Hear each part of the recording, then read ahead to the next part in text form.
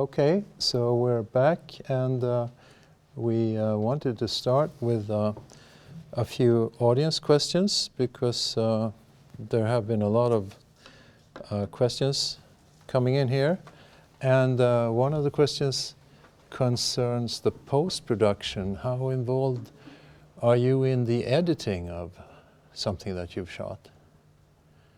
I'm never involved in the edit. Sometimes I could, when I watch some rough cuts, I could say, and I actually done that. I think it's too many cuts. I think it's it's like sometimes they have tendency to sort of turn everything into confetti. Right. And I think that sometimes you need to have some kind of to use the take. I'm not saying that you need to use the entire take, but sometimes it becomes more. It seems like they're cutting for the sake of cutting. Right. But then again, I'm in the grade. I'm with the colorist, to adjust tweaking the colors and. Yes. But that's sort of a. That becomes a bit sort of what do you say, sort of elementary as well. I don't spend that much time. I'm seeing the colorist, and instead of sitting there in the darkness and most of the time falling asleep, I just sort of go through things, and then I sort of do something else, and then I come back, and it's quite interesting. A couple of years ago, I really wanted to spend as much time as possible with the grading, and I thought that was really important. But then I was in the situation, and there was a TV series called Treasure Island, where I was allowed to have one day with the colorist, mainly because there were a lot of visual effects shot. So we had like 25%. Of it. So we spent one day going through everything, and I was sort of nominated for an Emmy, and I thought, if that happens with absolutely no control over the material, I think I could sort of, in the future, I don't have to be very anal about it. I can just, okay, it will work. Right. I may not have total control over it, but I've sort of made sure that most of it is taken care of. Yes. On the set, really. Because everyone concerned will want to make it look good anyway, so. Yeah, and I think the colorists are better at looking at all the details than I am. And sometimes the directors as well. We need a bit more light in the eyes, and you need to lift it a bit. But to me, it's fine. If I'm very sort of happy-go-lucky with it. Right. So we have another question, which is really the other end of the spectrum. The first question was about the post-production. This is about the pre-production, really. So you mentioned earlier that you try to persuade, if you're signing on to a project, you try to persuade them to go with more than one camera. Yes. And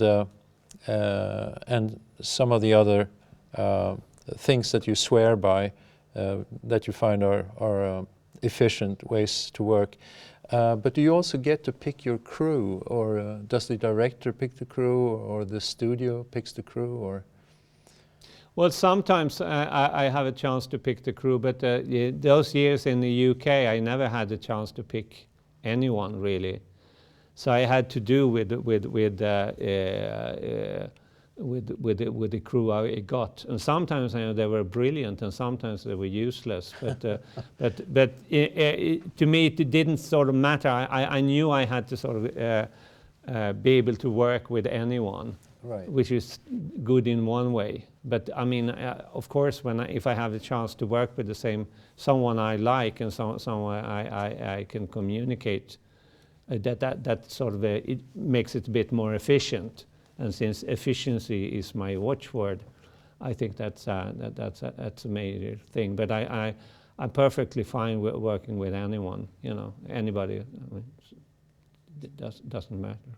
Right. As long as they're sort of fairly good. Yes. If they're useless, I try to get rid of them. And then there's a third audience question here, which is quite interesting.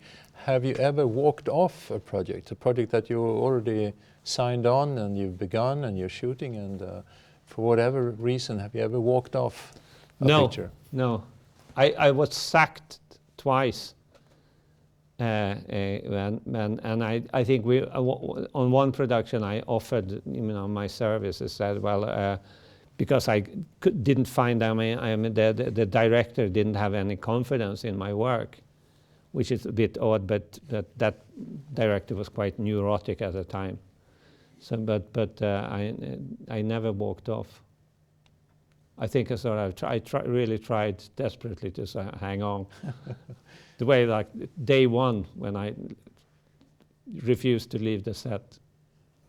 You had two early successes, so to speak, in the UK. You had this May 33rd, and you had Till the Ends of the World, and then you had this long break, walk through the desert, not involuntary, but but then some interesting films popped up.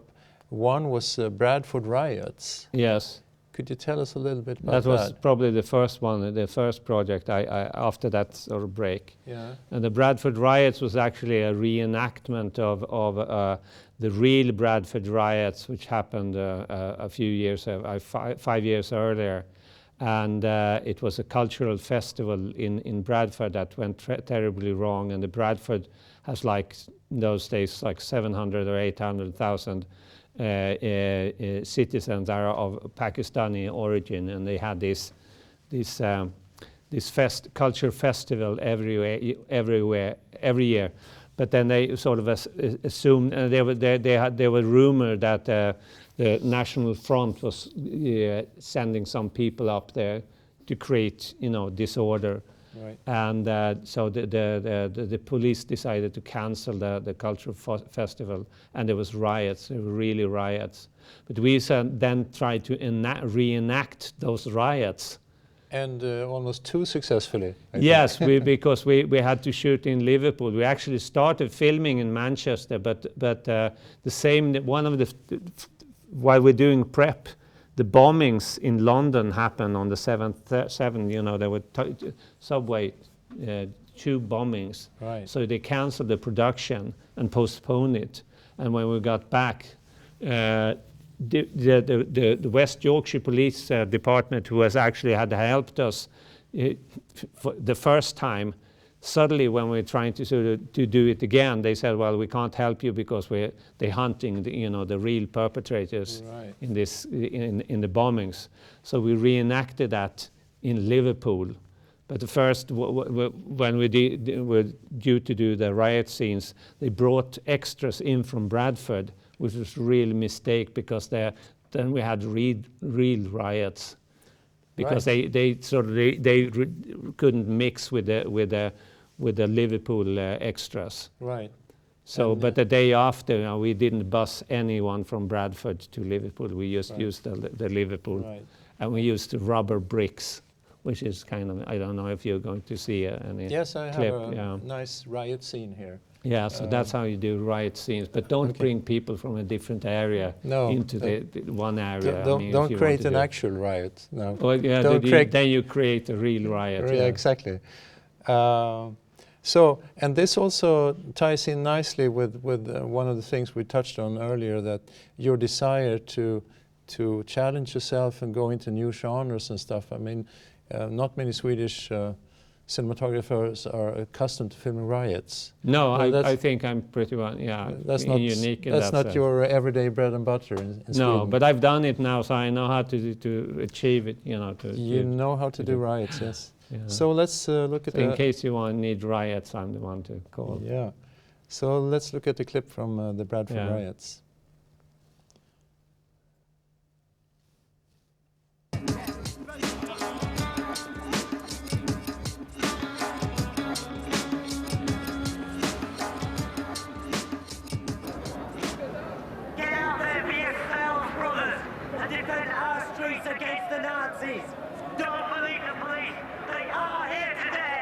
Who's this twat? Anti-Nazi League.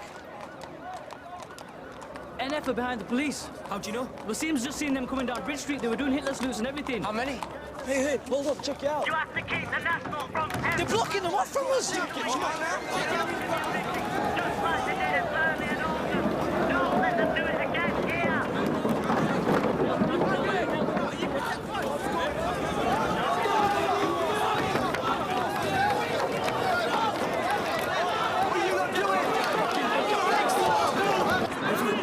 Everyone's up for it. I don't like it, man. Come on, everyone. Listen, step back and calm down. This is bullshit, ain't it? The fucking police are protecting them. I'll shut this up. Group of RedRental, Fox and Hound. Come on. Come on, Green, we need numbers. What are we doing? Do you want to get out of here? Come on. You know, they don't fill these properly in Manchester, tight gits. Give us a bag. What are you doing?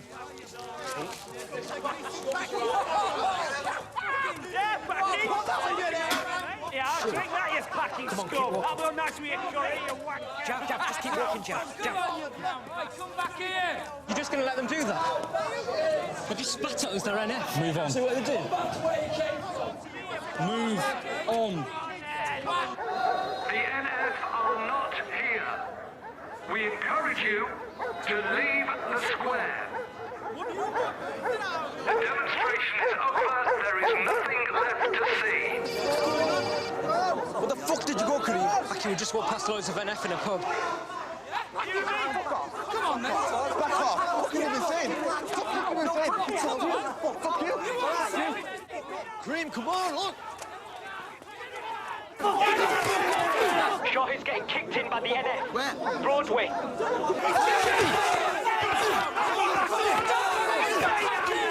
Stay back, all right, we're dealing with it. You mean you're dealing with it? He's in the shit. Stay back. Stay back. This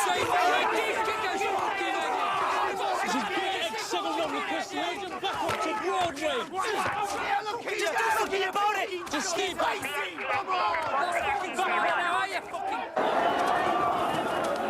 Code 0, repeat code 0. Intercept Asian youths heading towards Broadway. All PSU units, clear alert. 356. Urgently require ambulance in Broadway. We have one Asian casualty. Aren't you going to arrest the others? That guy did all the kicking. They're fucking out of order. Right, you, come here. He doesn't mean it. Come on. Get him out of here!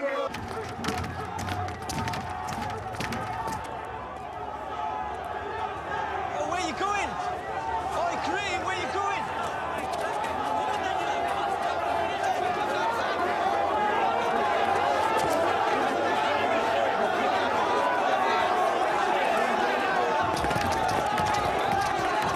Bronze 2 taking 100 plus Asians up Sunbridge Road.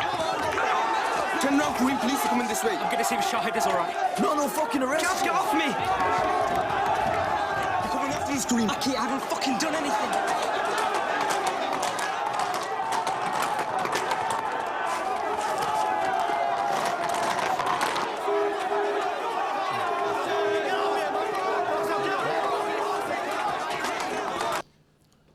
With horses too.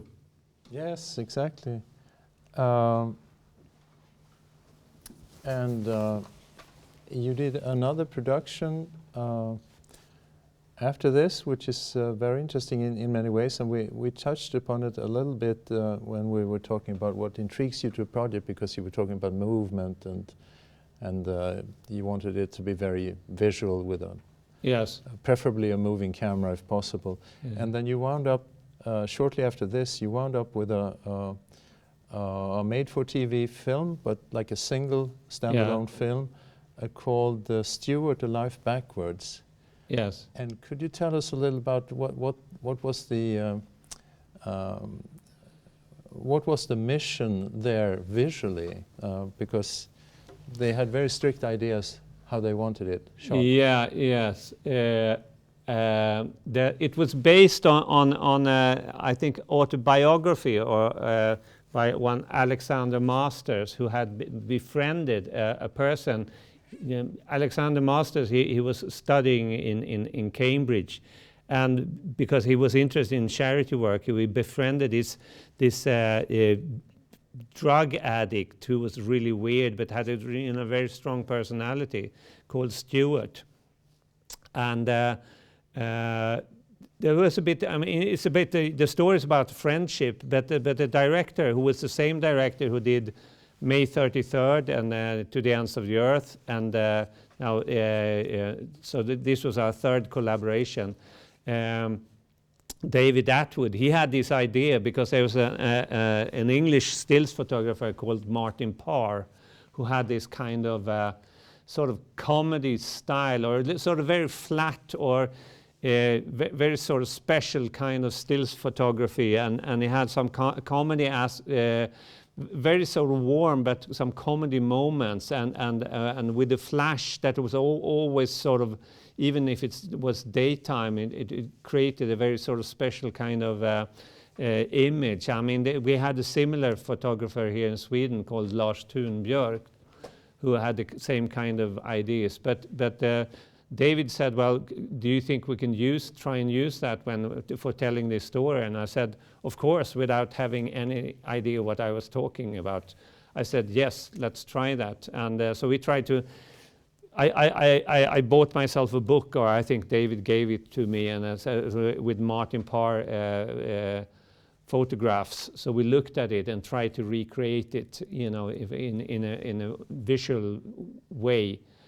By lighting it very front lit and quite static, but but maintaining kind of static, and try to sort of make it. It's not. Well, I was talking about talking heads and exposition. I mean, you don't have very much exposition here, and you don't have talking heads. I mean, there are some very very emotional scenes, really, in this, so that's right, why we tried to sort of achieve it. But it was really harder, I mean, than to shoot it in an ordinary way. So, yes. And again, we had then young Benedict Cumberbatch and Tom Hardy, who was sort of, I think it's the first and last time they're working together. Yes. But I think it was really. It was quite interesting to see that kind of transformation. Yes. And a really weird way of shooting things. Yes. And it's interesting also with these two actors, because then they weren't as famous as they are now. I mean, now they've become superstars. But here you also see very well, I mean, their capacity as actors. They're really good. Yes. Transformation. So we have a clip from here, and it's first a conversation scene where they're having dinner, and then and Tom Hardy goes off the deep end and gets arrested. Yeah, he tells the story about his life, what happened, because he seems to be when he's under the influence of drugs, he sort of loses it himself. I mean, he's the victim of abuse himself, and so that's the reason why. I mean, he's a bit sort of unhinged. Right. So let's watch the clip, and as we've said, the visuals here are very interesting because they're really as if it were stills photography, front lit and a locked off camera. Yeah. So let's watch this then.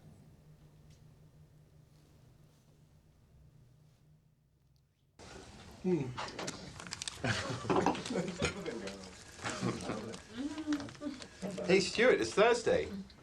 Got to tell. No, not now. Come on. A promise is a promise. Come on, you've talked our ears off about everything else. Give me a West Alexander. You don't want to know. So Stuart's first prison sentence, he'll only talk about it on a Thursday because he gets his dole money Wednesday afternoons, which means that if talking about it upsets him, he's still got enough heroin left to calm him down. Is that right?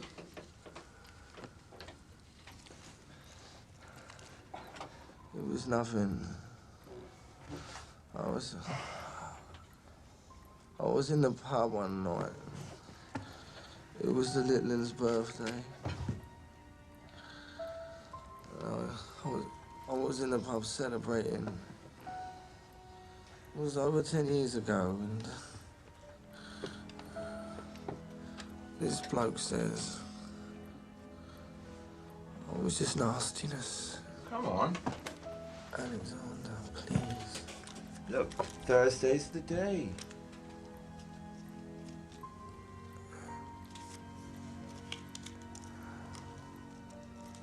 So I come home.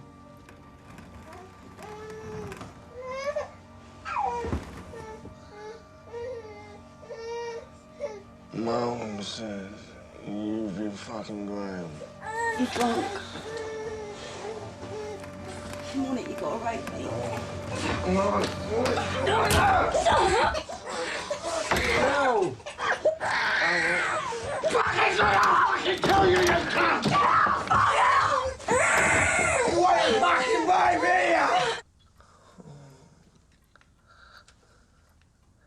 And I think then I realised that I had made a proper mess of it all, really. You're leaving. I'm fucking out now! Fuck! You fuck around with me! Yeah? I'm a bit ashamed of that, to be honest.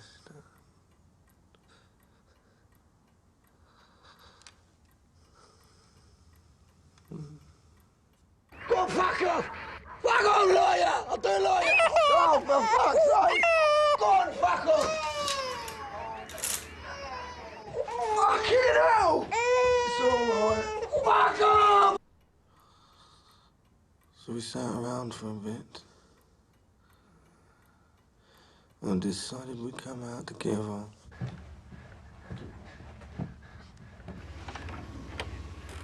We're coming out now. We're together. I'm sorry. Go! Can't he just shoot the fucker? It's just lost it.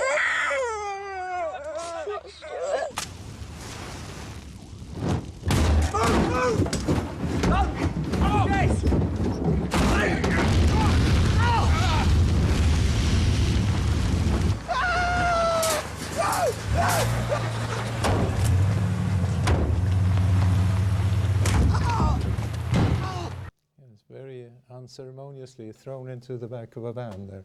Yes, that was a bit of comedy. But there's also some odd framing and, very sort of a not very perfect framing. It's more like happenstance. Right. Things, not, yeah.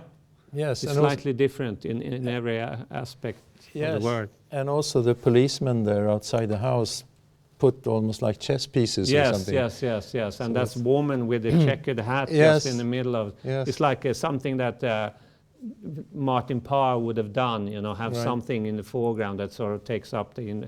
makes the entire image, a bit silly or a bit humorous. Yes. In which clashes with what the material is. Yes. Threatening a woman with a knife. yes. Domestic abuse turned into comedy. Yes. Right, exactly. Yeah. And there's another, I think it was a TV series, Low Winter Sun. Yes. That was actually before this, I think. Yes. But it's the same time frame, yes, at least. Yes. Yeah. And again, very interestingly handled visually, I think, on your part. Yeah. And this was also a case where you had really famous actors who perhaps not had become all that famous at that point. You had Mark Strong in that one, for instance. Yeah, he's one of them. He's doing a lot of American feature films. But that was also a case with when you tried. I mean, have you ever done police, thrillers? And I said no. Instead of saying yes and lying, I said no. And they people, they frowned and said, well, can you handle this? And I'm sure I can handle it. But luckily, the director, Adrian Sjögold, he normally worked with some really. I mean, there was always, when I went to these meetings, I would meet the same DOPs.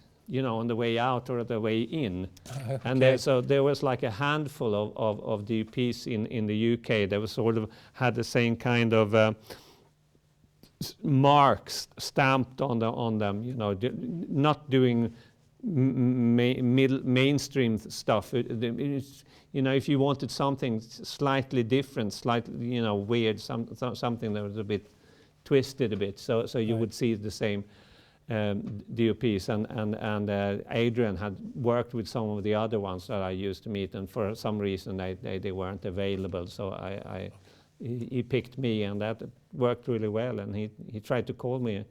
I mean, I think he asked me to work with him like 4 or 5 times after that, and I was never available. So it's, but luckily we worked together 2-3 years ago and did a comedy called Denmark, which we shot in Denmark and in Wales. So that after like 15 years we were able to work together again. Well, Low Winter Sun is anything but comedy, you could say. Yeah, it's the opposite. It's bad cop, good cop story. I mean, and the corruption and in the aftermath, it's taking place in the aftermath of the mad cow disease. Yes. Where they had to destruct a lot.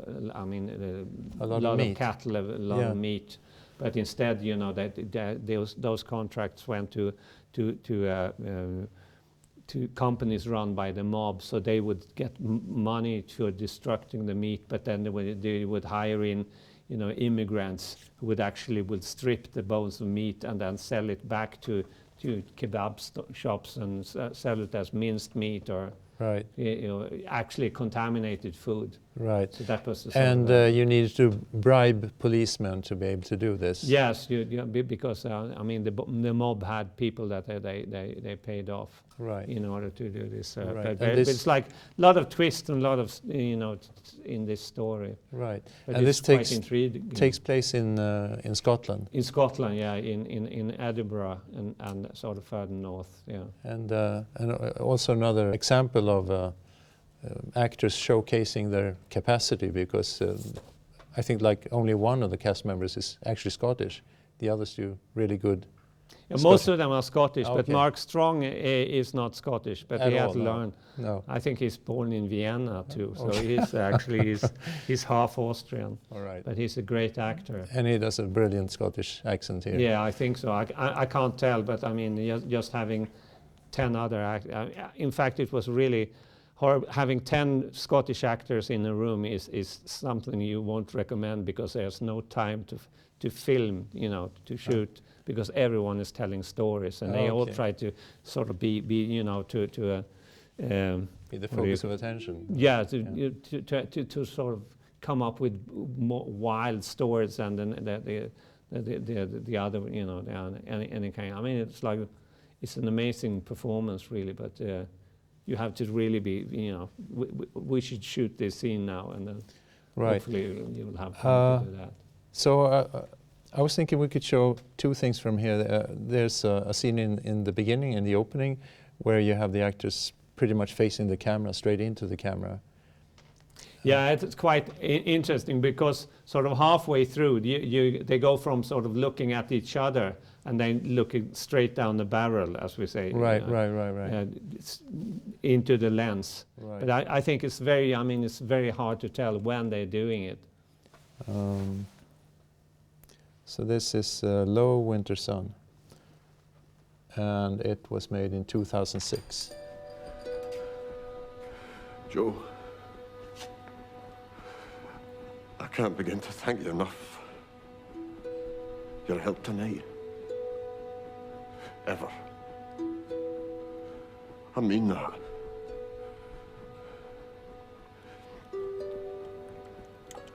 The thing is, Frank, you have to drink yourself into the state where you are inured to what you have to do, both emotionally and morally, while still being capable of actually carrying it out, physically and physically, practically. Aye. It's a balancing act. Are you drunk enough yet? No. Nearly. Close. Don't get too drunk. I won't. And fuck it all up. I know, I won't. I won't get too drunk. I'm not drunk enough yet, though.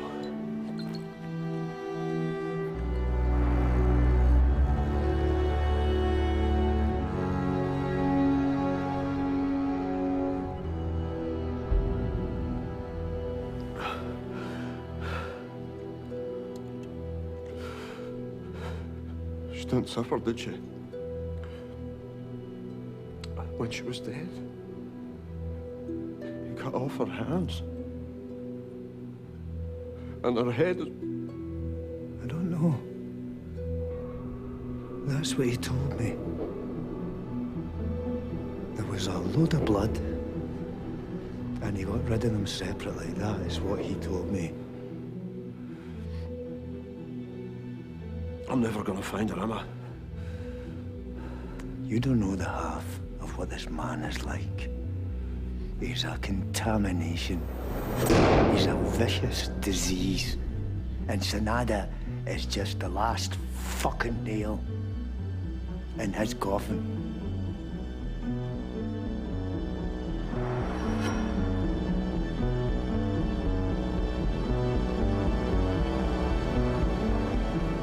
Definitely seawater. Aye, that's Mr. Gimlon. Definitely. Aye, I said the stuff you keep your lobsters in. Is it stuff you make up with chemicals? And he looked at me like I was fucking dafty, and he said it's seawater out the fucking sea. Makes sense. Then your lobsters are happy as fuck before they die. Lived in seawater. Total sense. Right. Are you fit? Oh. Partners.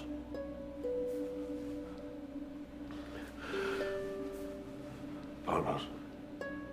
Come on, let's get Brandon.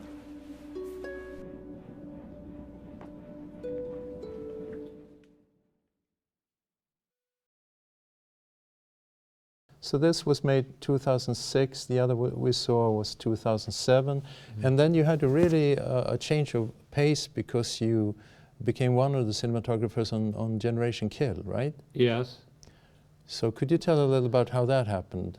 I was director and second unit DOP, so I wasn't the main cinematographer. But sometimes I was part. That meant being part of as a third camera on certain scenes, and that also involved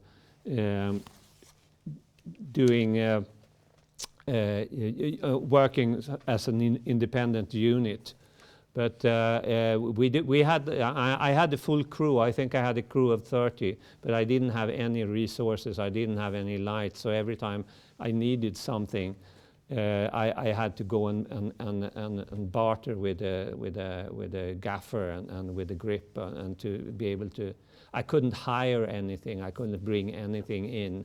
I had to make sure that I could use something if the main unit wasn't using that for those those few hours, because I only had hours to achieve things. Right. I could have some actors. I had to organize it in a way so I could work with.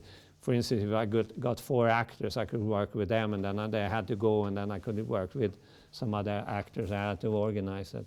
Right. So it was a bit tough, and I asked the producer, I need to have some resources, and they said, no, you're not getting anything. I said, how should I achieve this? And they said, well, that's what we're paying you for.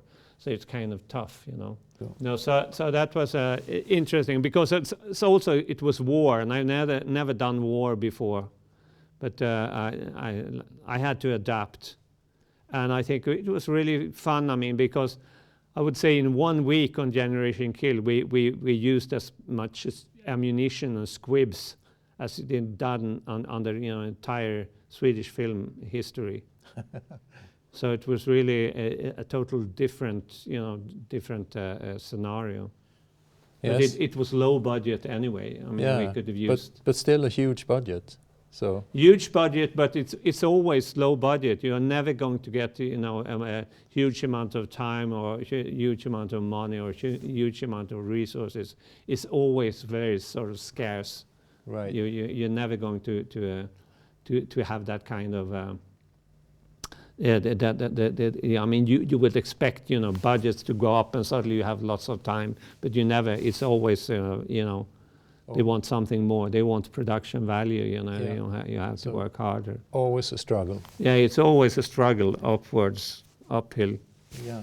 So we're going to see a clip here, and our protagonists here are driving their Humvees peacefully along the road, and this is during the early 2000s, the second war in Iraq. Yeah, the invasion of Iraq and eliminating. They're looking for weapons of mass destructions. Right. So and they want to eliminate Saddam Hussein. And now this is a story about the first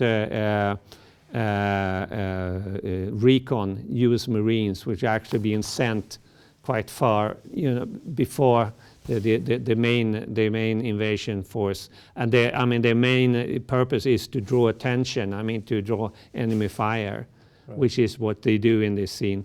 But this scene is shot. This is where I'm third camera, and in a way, A and B camera is sort of shooting the same action, and I'm C camera, and they didn't like me for some reason, and were quite abrasive. So I had to find other places to use the third camera. So I was sort of tucked away inside these Humvees, and I was on the other side.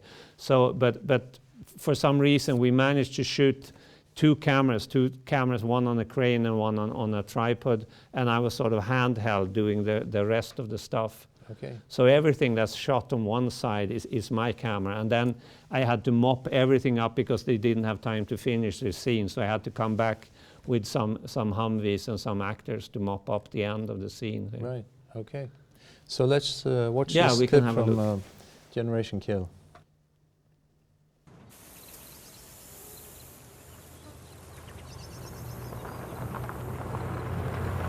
All Hitman 2 Victors, we are pushing on to LA. Maintain 25 kph. Maintain dispersion.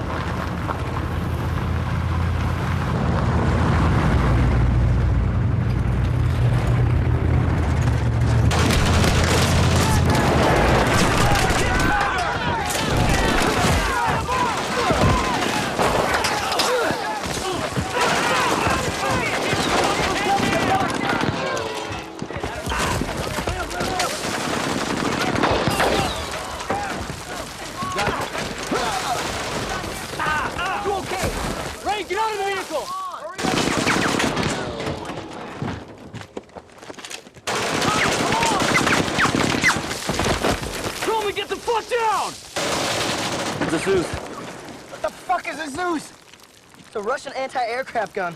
There's a lot of barrels on that bitch. Trouble, you psycho motherfucker! Cool. Fuck down!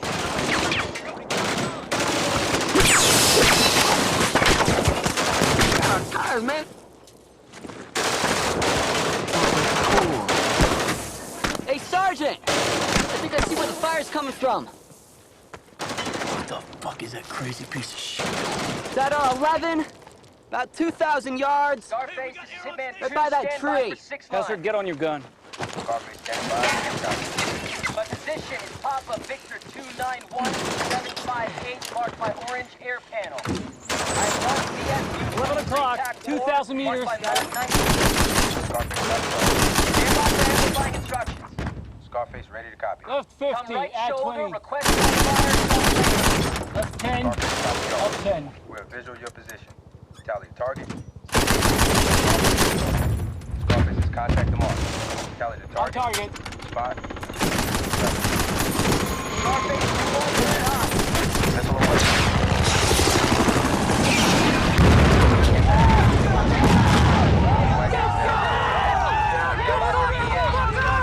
Stand by for PDA.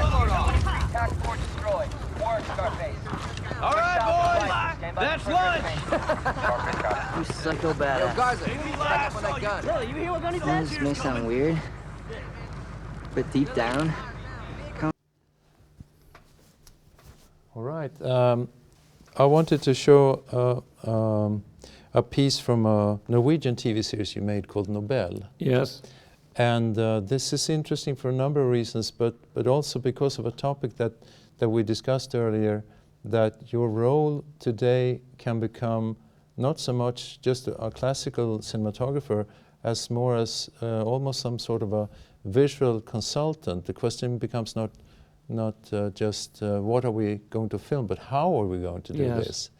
So could you elaborate a little bit on that when I prepare the clip? I think this is one of the first scenes in the series. I actually think it's now the first, and it's about our lead character making a phone call to his son back in Oslo, and he's supposed to be in a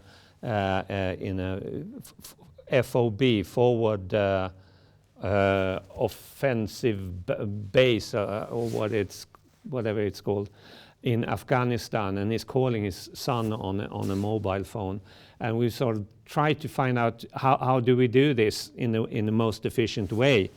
But since we had 3 cameras, we shot this scene with 3 cameras simultaneously. One is like a mid shot of this main character. One is over the shoulder, and one is on his face. So we're using 3 cameras on the main actor, and then we're actually making a live FaceTime call with the son, who's actually in his home in Oslo. So when we done this once, I mean, this was a scene. It could have taken hours to do it, but it's actually, I think it's real time.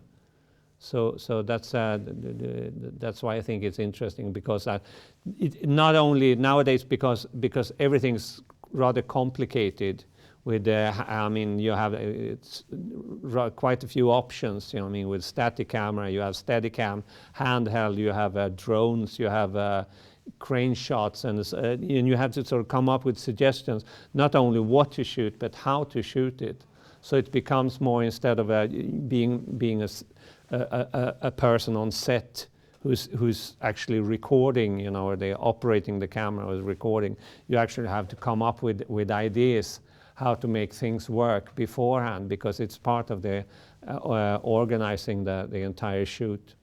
And but for some reason, I mean, this was also a quite nod from the producers, you know, to position this, to build this base in Czech Republic, because later we went to Morocco, and it would probably be better to shoot these scenes in Morocco. But this is nighttime, so it works quite well anyway. So, but let's have a look. Hei, kompis. Hei. Det var deilig å se deg, altså. Ja. Hvordan går det? Det går bra med meg. Hvordan går det med deg? Det går bra. Hva har du gjort for en dag, da? Ikke noe spesielt, egentlig. Hva har dere gjort? Vi har... Først så var vi på markedet, og så... For vi skulle kjøpe en geit, som vi skulle spise. Og så fant Jon Petter et sted som vi kunne kjøpe kald cola, så da ble vi stående der litt. Ja.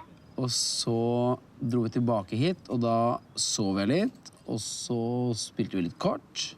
Hvem var det som vant i kort? En som heter Sigurd, som skikkelig flink til å spille kort. Og så prøvde Jon Petter å jukse, og det fikk han ikke til. And then a Swedish TV series that became a massive hit, Störst av allt. Yes.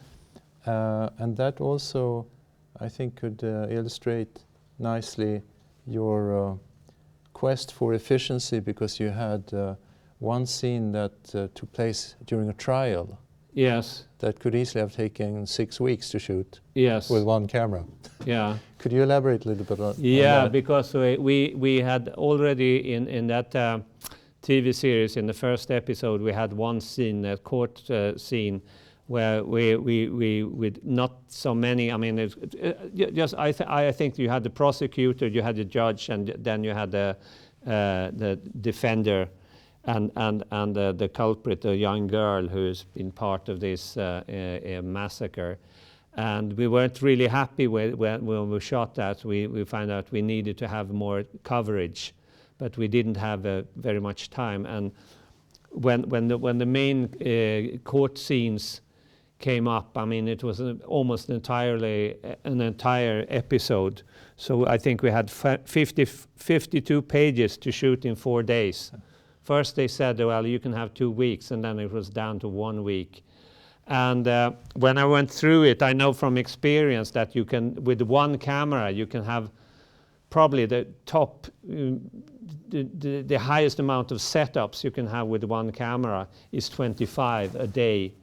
And if you have 2 cameras, you would have 50 a day, and then but if you have 4 cameras, you can't have more than 120 setups. And I counted with all the actors and all the different characters that were in the room. I counted to roughly 120 setups. So I knew that we had to do that shoot it in a different way. So we came up with it. We had 4 cameras, 4 operators, 4 focus pullers, and we were shooting with really long zoom lenses, so we could actually get a rather nice close-up, and we can also have wide shots.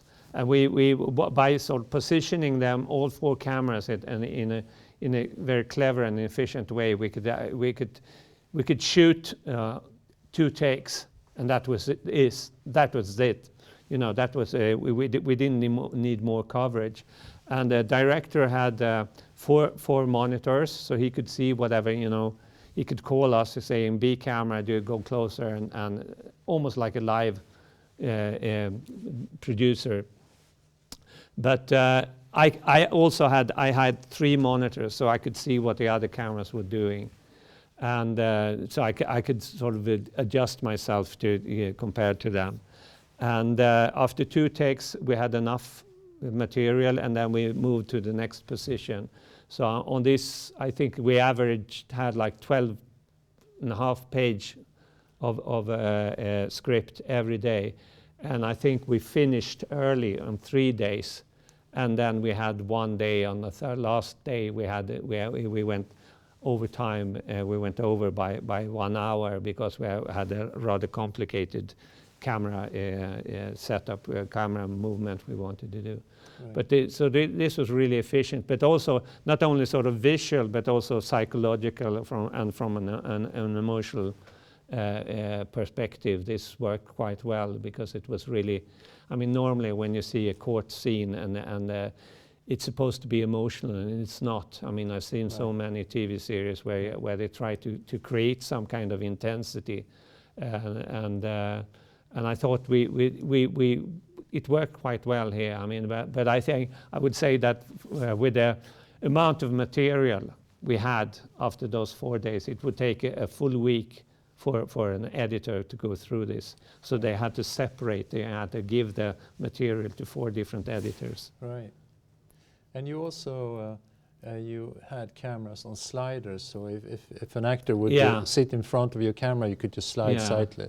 Yeah, there was always something to get, for the image, and with the director Per-Olav, he could guide us, say that camera C, can you take a wider shot, and can you go in really tight? With whom you'd had the previous experience as well. Yeah, he was the director on Nobel too, where we had 3 cameras where we had 2 operators. Was me and Paul Ulvik. Okay. So the trial scene from Störst av allt. Yes. And then we have 1 more production after that, and then we go to questions, audience questions. Okay. So Störst av allt here.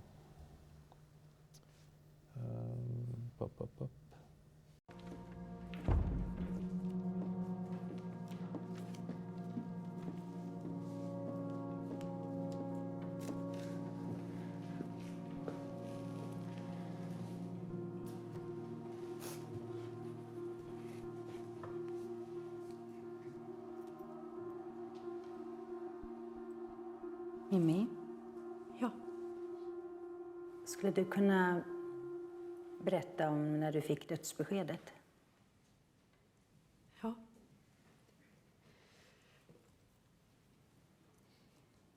Klockan var 11:15.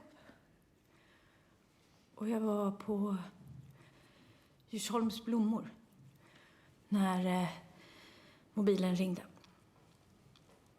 Och i ena stunden så stod jag och valde blommor till Amandas studentfest. Hon ville ha liljekonvaljer. Och sen, i nästa sekund, så är jag en mamma som hade förlorat sin dotter. Det är så tomt.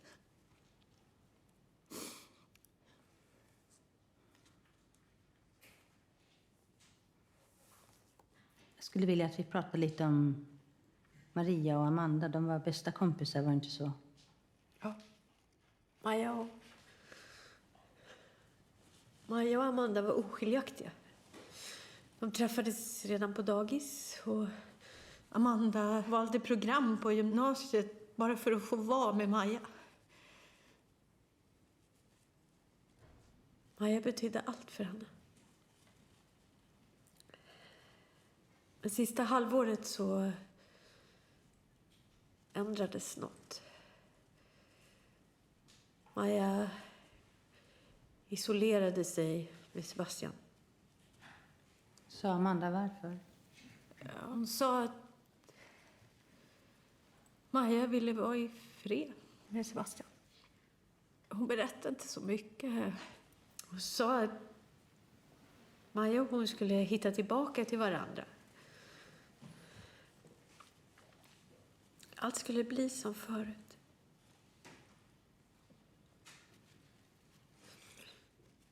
Sa Amanda någon gång att hon var orolig för Maria? So, finally, before we go to audience questions, I was thinking we could watch a clip from The Wife. Yes, that would which be is nice. your made by your old plastering a wall buddy. Yes, Björn, yeah. Jonathan Pryce and Glenn Close here. Yeah. For loving you. Oh, God, Joe. What? What? Here. I don't want it. It belongs to you. I don't want it. It's yours. Take- It's all yours. It's have your fucking name on it. I can take it. I don't want it. I don't want it. I don't want the fucking thing. What are you doing? What did you just do? You have it? I found it. Oh, thank God. Thank you.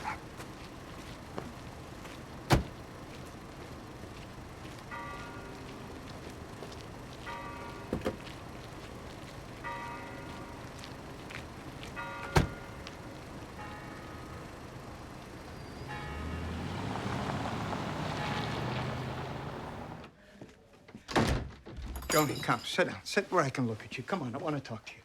Huh? Do you want a drink? No, thanks. Listen, Joni.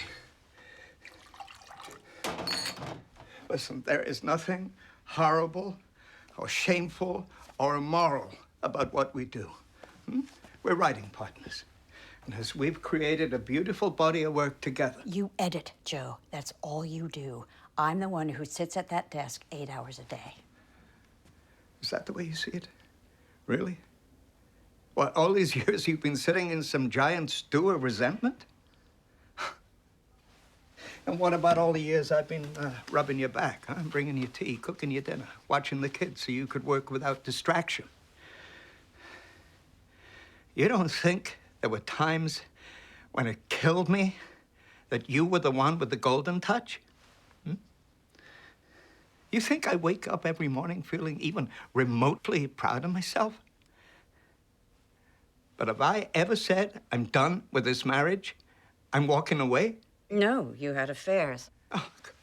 And I've regretted every fucking one of them. Oh, yeah, right. You'd sob in my lap and you'd beg me to forgive you. And I always would because, you know, somehow you convinced me that my talent made you do it. Oh, shit. And then when I was too angry or too furious or too hurt to write, you would give me one of your famous back rubs and you'd say, use it, Joni, use it. I never said that. Oh, yes, you did. I never yes, you said did. Lucky for me, I had somewhere to put it. I mean, critics loved the image of Sylvia Fry, you know, scrubbing the tear stains out of her dress. They just loved that. Another Castleman masterpiece. Your chest just swelled when you read me those reviews. Well, it actually swelled. And rather than being outraged and rather than thinking about what this all was doing to our kids, I would watch you and I'd say, oh my God, how can I capture that behavior? How can I put all that in words? And you know what? I did. Right here. Right here. Yeah, another Castleman masterpiece. Oh, and let's see. This one I wrote after you screwed, who was it? Oh, yeah, our third nanny. This book had nothing at all to do with the fucking nanny. Oh, yes, it did. It's on every single page. These are my stories, my culture, my family, my ideas. My words. My pain, my spending hours alone in that room, turning your appalling behavior into literary gold.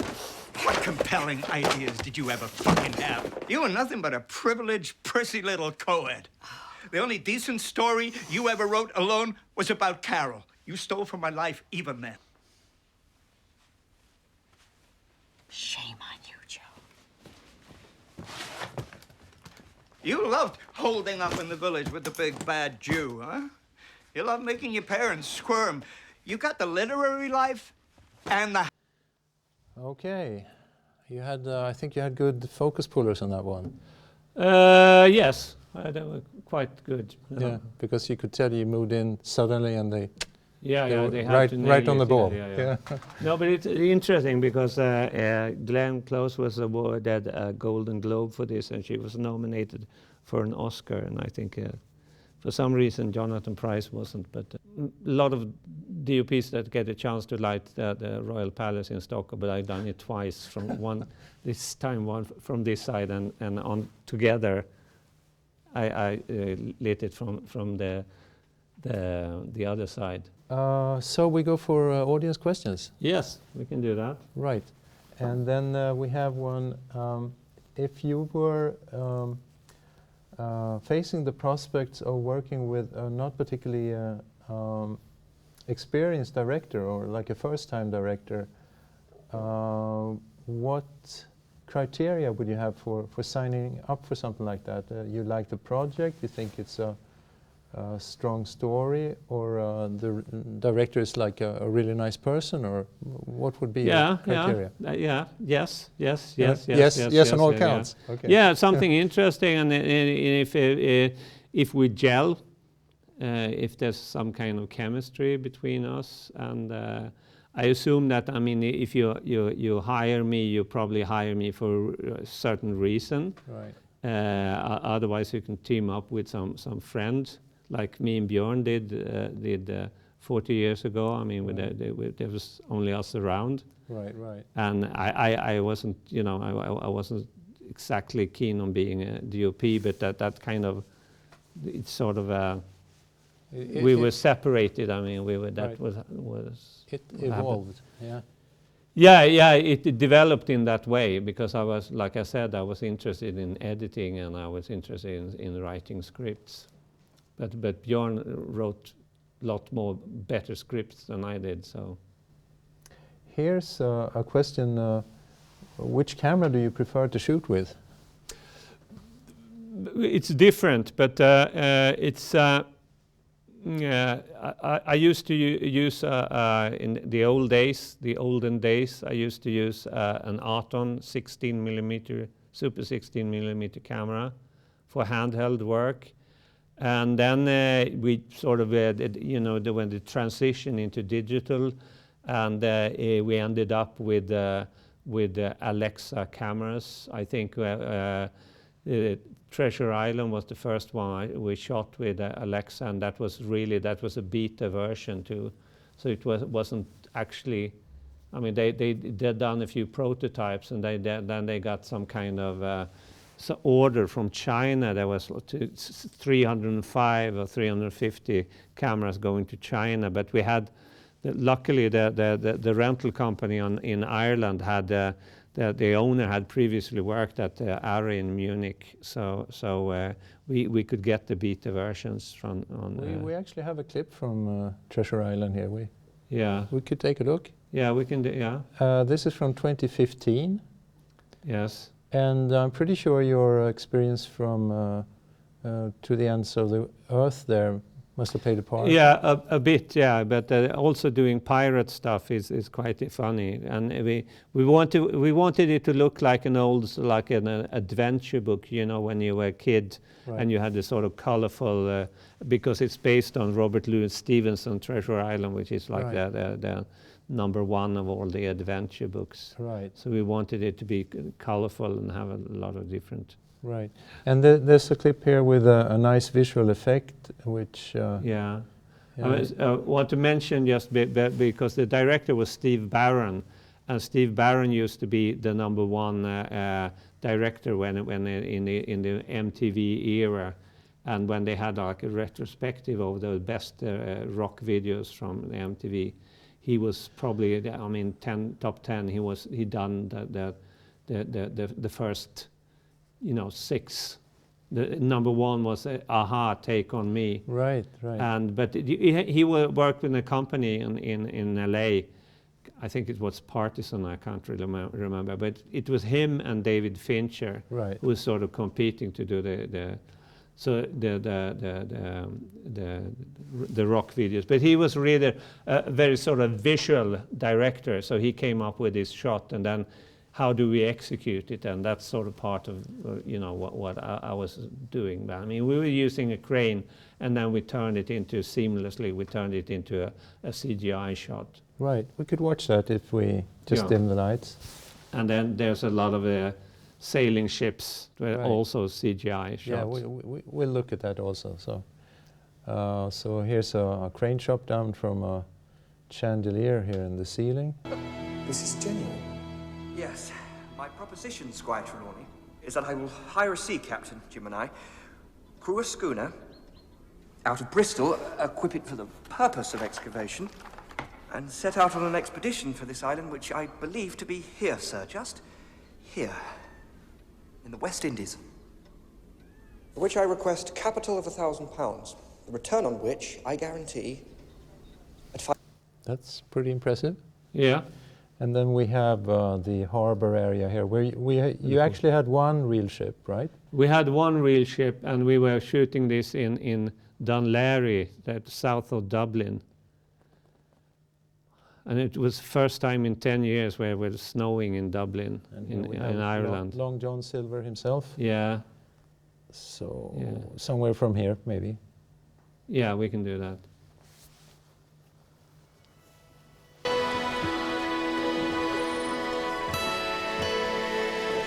España.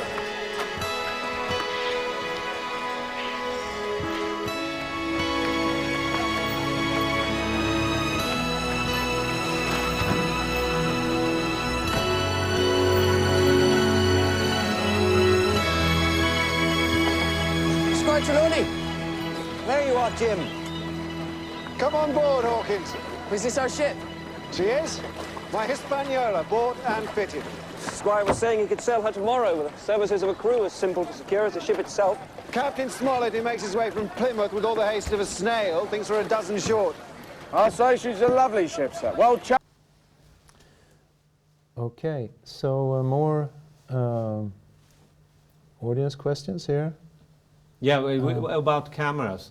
But now the last couple of series I used the Panasonic camera mainly because it's cheap. No one else is using it, and it has like a 5,000 ASA native setting, which I think is really useful. Yes, yes, that's right. You used it on Störst av allt, I know. Yeah, and on Kärlek och Anarchy, Love and Anarchy. Okay. And hopefully I can use it again. Yeah, because I think it's a very Panasonic Varicam. Panasonic Varicam. Yes, and you also prefer long like ingenieur lenses or zooms? Yeah, and what we have in order to be efficient, we have like 3 cameras that are all sort of pre-set. So we have two cameras with long zooms and sliders, so we can shoot dialogue scenes, and then we have a third camera which has a shorter lens, like a 1540 ingenieur lens, and then that camera can go from Steadicam mode to handheld in like 3 minutes time. We found the right kind of gadgets to place it on top of the camera, so it's balanced, So otherwise, I mean, normally you would spend like half an hour balancing the camera for a Steadicam use. Right. And also another time saver with all these cameras is you save time on lens changes compared to if you had just one camera and needed all those various lenses. Yeah, because we're using zoom lenses that are really from 24 to 290. Right. So they're a bit slow, but anyway, I mean, if you have 5,000 native setting, you can actually work your way around it. Right. So there's another question here. What size crew do you prefer to work with? Do you prefer right amount of crew. Okay. So could you elaborate on that? No, I mean depending on the skill, I think, but I don't like when there's a shortage of men. There's a saying that said you're only as fast as your slowest man, which means that if you have to wait for something, that's when it sort of run out of efficiency. Right. And I don't like to wait for anyone, and nobody else likes to wait anyway, Right. So I think it's I think I mean bigger or sort of more resourceful crew than any specific number. Right. And another question here is, if you have the time, do you prefer to do rehearsals beforehand? And I'm not sure if they mean rehearsals before you do the shot on set, or actually rehearsals like a day sitting around a table or something like that. But what I've done in the past with both Störst av allt Quicksand and with Love and Anarchy is that I'm part of the of the casting process. So I'm actually when they sort of they teaming people up, when they're setting them up, where they're trying to, what happens if we have this actor, then I'm part of it instead of having like a totally locked off camera session or a casting session. It's more like the real thing. But when we're on set, when on the day, it's more like, well, we block it in a sort of rough way, and then we have approximate camera positions, and then we can shoot. So I prefer, sometimes you have a really good rehearsal, and if it's not taped or if it's not recorded, that's a waste of time. Because nowadays with the cards, the SD cards and whatever you're recording on, it doesn't really matter if you use one card too many. Could you elaborate how you work with actors? What does it mean on the set when you say you pick up on their emotions in the scene? Well, I try to be very sort of pay full attention to them. I try to sort of study them beforehand. I try to be as I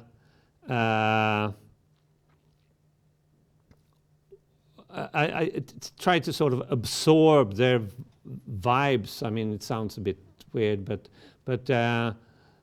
I'm studying them, and I'm trying to find out how they react, how they convey emotions, and I try to. I think I love actors, really. I mean, a lot of DPs, they hate them because they fuck up the lighting setup. But I love them. I think I really, that makes everything worthwhile if there's a good performance happening in front of you and you can record it. I think that's really one of the benefits. And being like from judging from all these clips here, I mean, working with great actors is an amazing thing. It's like a grace. It's like being invited to a theater, and you're the only person in the audience, and you're allowed to step up on stage, and you have this kind of performance, and they're doing it for you. Right. Or you try to be the silent actor instead of a big chunk of sort of mechanical a device. I'm trying to be the actor that sort of observes the rest of what's happening in front of the camera, and be, for instance, with the clip with Jonathan Pryce and Glenn Close, it's as amazing be part. I mean, in a way, it's like standing in the middle of a fight, a row, So it drains you a bit of energy because you're supposed to absorb that energy, and if it's negative energy, it takes. I mean, it's quite fatiguing, but if you can absorb and get a kind of positive vibe, I mean, that the kind of back again to the kind of musical. If it's like jazz, if you're improvising, and you have no idea where you start and you have no idea where you're going to end, but that journey from the beginning of the song to the end of the song, that journey sort of makes it worthwhile, and you experience something that's happening here and now. There's a Greek expression called chronos, which is a time past, and then you have kairos, which is the opposite. It's like when time ceases to exist. And I think in the good way, when the time ceases to exist, which it does when you're having a good time. I mean, because it doesn't, it's not tedious. But if you can sort of be in that kind of flow, and that counts for music as well as with filmmaking, I think. Right. And you said also earlier that working with the actors, they not only allow you to, but they want you to get closer to them than would be acceptable in a normal situation. Yes. Because everybody in a normal situation in the society has sort of a sphere around them which you're not supposed to go in, nose tip to nose tip with a person. But I think it's back again to the ancient Greeks. They had some kind of theory, because they would notice, if you're in a big square and someone's actually, quite far away, is looking at you, is observing you. You can sense it. Animals can sense it. Right. Everyone can sense it. So it's some kind of subconscious thing that goes on in our mind, and you can, if someone is staring, even if you're not looking at them, you can find out there's someone over there. And I think that's part of communication as well. So in a way, the actors are communicating with the audience through my device. So I'm part of that chain. And I think that you have to be very sort of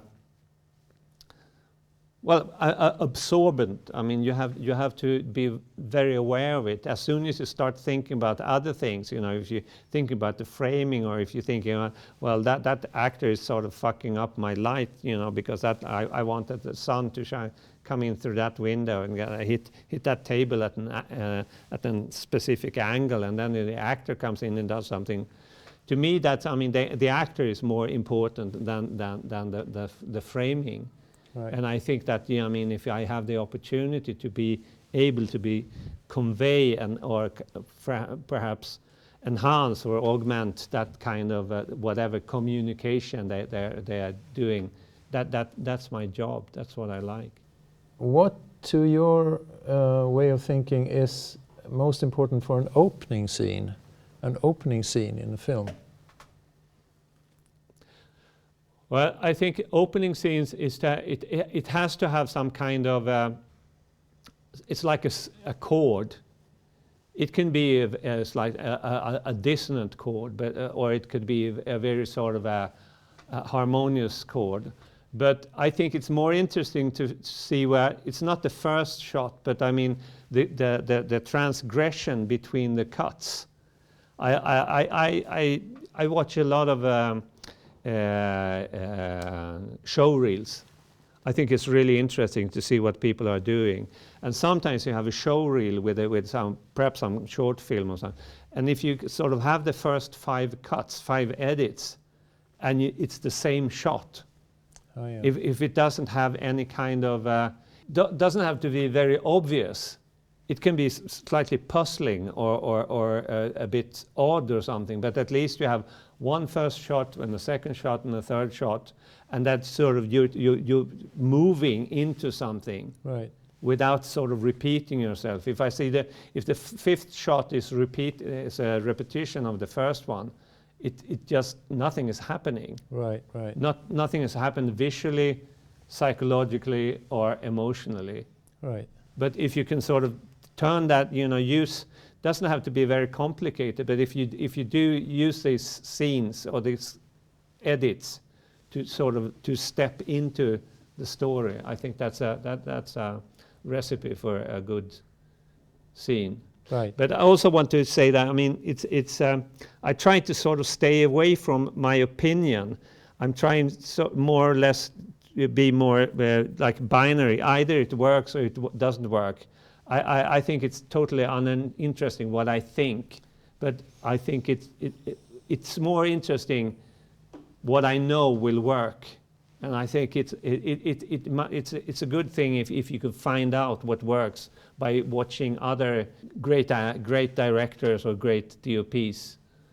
See how they've done it to make sure it works. If it doesn't work, it's pointless. That's a waste of time. In repeating a previous mistake. Yeah. Yeah, but I mean because you're repeating the notes. You are repeating the different shots. It's very hard to come up with something that's no one's never done before. Right. But it's better to sort of find.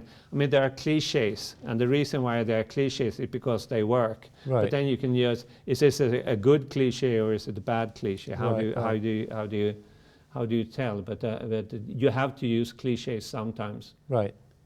So you can't just So you mentioned now great directors, great DOPs. Who has inspired you the most in your work? As a DP, I was very. There was one director called John Alcott, who worked with Stanley Kubrick. Yeah. And it wasn't so much for what he did, but his approach. I mean, he used to be a stills photographer. He wasn't a trained DOP. But he started working with Stanley Kubrick, and he never used the light meter. He used the Polaroid camera. So he judged his lighting, his light levels, by using a stills camera or a Polaroid camera. And I think that he was sort of a bit unorthodox, and that's what I like too. So a lot of the DPs, I can admire their work, but I say, well, I would never do it that way. I would try to do it a slightly different way. So this is a question that was entered not long ago, because you've already said you don't rely heavily on storyboards. But don't you worry if there are no storyboards? Don't you worry about how the scene will cut together? Try to design the scene so it starts and ends with a certain movement to facilitate the editing? Well, if that's the most important thing, of course, yes. But normally the way we shoot it, because we're not sort of static on someone, the camera is sort of panning from one to the other. So normally we're pretty covered with the way we shoot. And if you need a storyboard,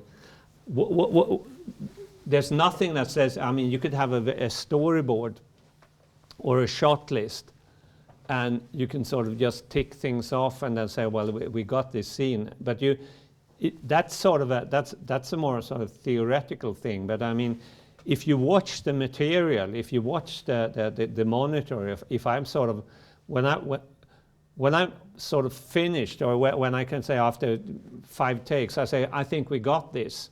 Then that means that in my head, I understand where this scene is going.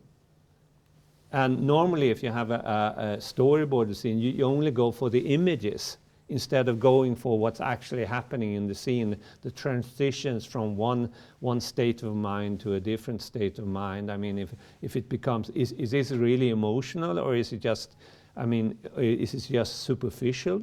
Can you actually sense that this person? I mean, we had this clip from the court scene in Största Wald, Quicksand, and that was sort of becomes rather emotional after a while. And I think that's sort of that's the key. That's number one. Instead of just we could have, I mean, we could have with 52 scenes or 52 pages. I mean, we could have an entire Bible of it with the storyboards, but it wouldn't have helped us at all. You know, that would probably have slowed things out. Have we got this one? Have we got this one? Right. But I mean, if you're watching the material, you would say, well, we got it from a different perspective. Right. And I think that's the story perspective. That's more interesting than using the storyboard. Which one do you prefer to shoot off a tripod or handheld? It depends. I think handheld is really good. I used to do a lot of handheld. I think I did like 11 projects, TV series or feature films, handheld.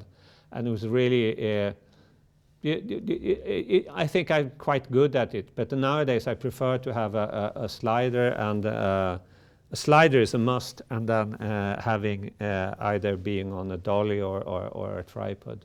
I know what I can achieve, but it depends. But nowadays I've used on both Störst av allt and Kärlek och anarki. I have a camera operator. It's actually Björn Runge's son, Stellan Runge, he's a great operator, and he's now a Steadicam operator. So he does all the heavy stuff, and I'm sort of sitting comfortably. Yeah. Saving your back. No, it's not only saving my back, but saving money and saving, you know, a lot of other things. But yeah, I think that's my short answer. Okay. Well, thank you very much, Ulf, for yeah, thank you. Thank participating in this. You.